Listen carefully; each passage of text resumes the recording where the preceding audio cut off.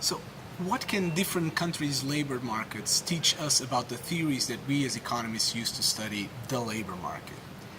What we want to do with this research is to sort of bring on board features of different labor markets across the world.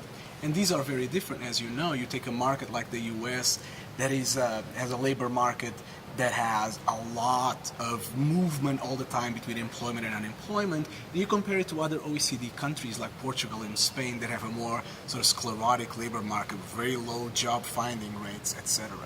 Now, using this variety of cross-country data, something that the growth literature has done in the past, we want to bring in lessons for our theories of the job market. So in particular, we're looking at what's known as the labor search and matching model. You know, in the literature around this sort of model has advanced a lot. In fact, just a couple of years ago, the Nobel Prize was attributed to the research that started this whole literature. But what we're trying to do now is, because most of the mapping between data and model, the interplay between model and data that economists do all the time, has been done with US data. We're trying to bring in this cross-country discipline to help us figure out what features of the model are helpful, what features of the model are not helpful.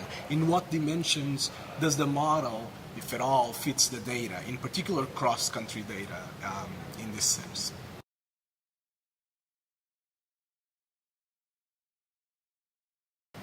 So the search and matching framework I was talking about has some problems mimicking data across some dimensions. In particular, the standard version of the search and matching model, the version most people use, has problems replicating the volatility of labor market variables, meaning in the real world, unemployment and vacancies vary a lot more than what our model suggests it does.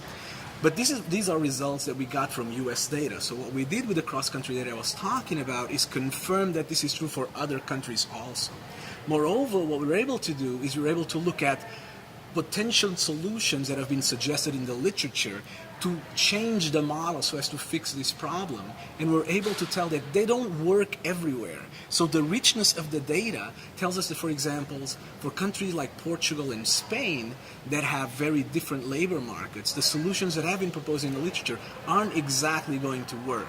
So as a consequence, we need to think a little bit more about different types of shocks that might be impinging on labor markets besides the simple productivity shocks that we have in search and labor market models. So this diversity of outcomes across countries tells us exactly that policy implications across countries are not going to be the same for all countries. So when we look at markets like Spain and Portugal, they are very different from markets like the US or Canada. So there's no one-size-fits-all policies that would sort of decrease volatility or something like that.